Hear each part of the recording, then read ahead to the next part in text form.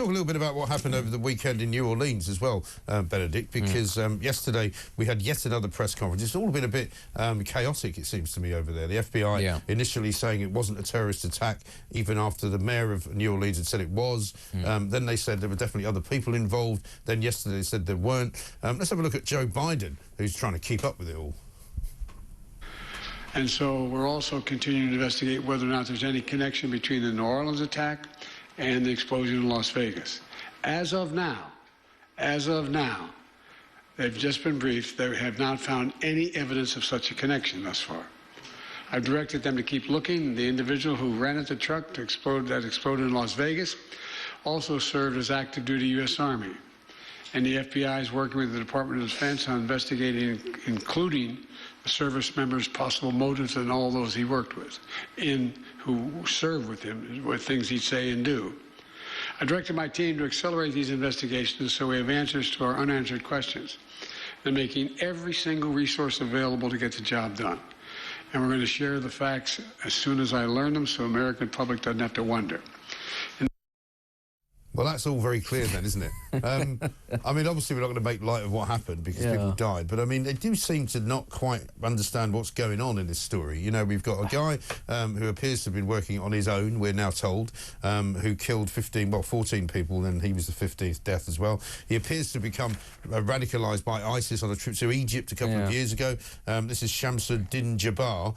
He was in the US Army. He later kind of decided he was going to become an Islamist. He had a black ISIS flag flying off the back of the truck that he used to run people over with. Meanwhile, the guy who blew up the Cybertruck in Las Vegas was also a member of the US Army. He was a Green Beret. In fact, he was an active service member, I think. He was still in it when he blew himself up. But very strange happenings in America. Very much so. And I think that the chaotic approach, as sort of, demonstrated there by the actual commander-in-chief, who doesn't appear to know what on earth is going on, I think is very telling, actually, of the state that the US government has been in for some time, which is that it's almost been running on vibes, and that's enough. As long as you sort of do and think and feel the right way, everything will fall into place. And as a result, you then have a situation where very clearly a terrorist attack has taken place, and the organisation in charge of investigating, surveying this sort of thing goes, no, it's not a terrorist attack, even as it was revealing. I mean, this was the most laughable thing. They said that it wasn't a terrorist attack after it had been revealed that improvised explosive devices had been left around New Orleans. You're thinking, well, what on earth is this? And after they'd already presumably covered up the black flag that was hanging off the back of the pickup truck. Which, of course, has to be done because you wouldn't want to inflame community tensions. I mean,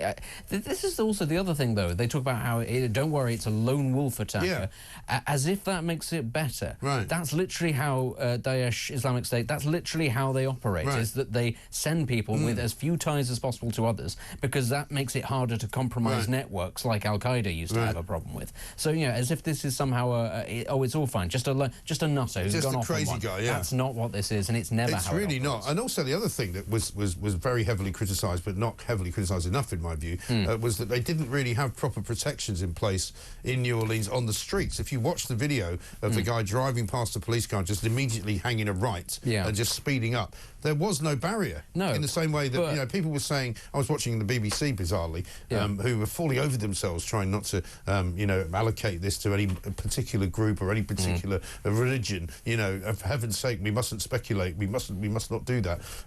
Those crazy Hindu nationalists. And then they had people say, well, of course, it's very difficult to put bollards up on a street where you want people to walk freely. Well, they do it in London.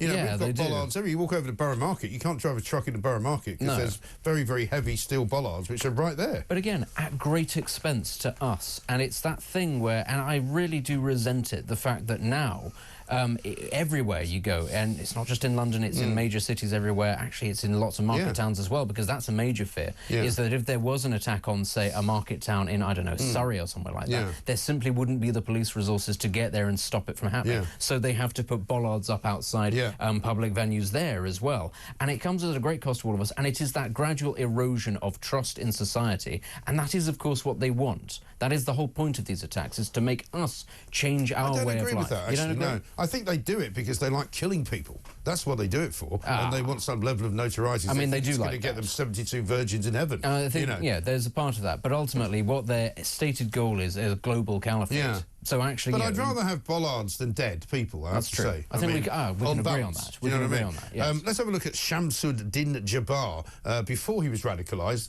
he was apparently a property manager.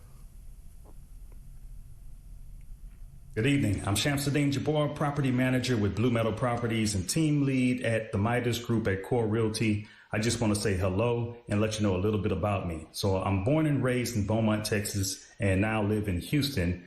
And I've been here all my life, with the exception of traveling for the military, where I spent 10 years as a human resources specialist and IT specialist, where I learned the meaning of great service and what it means to be responsive and take everything seriously, dotting I's and crossing T's to make sure that things go off without a hitch.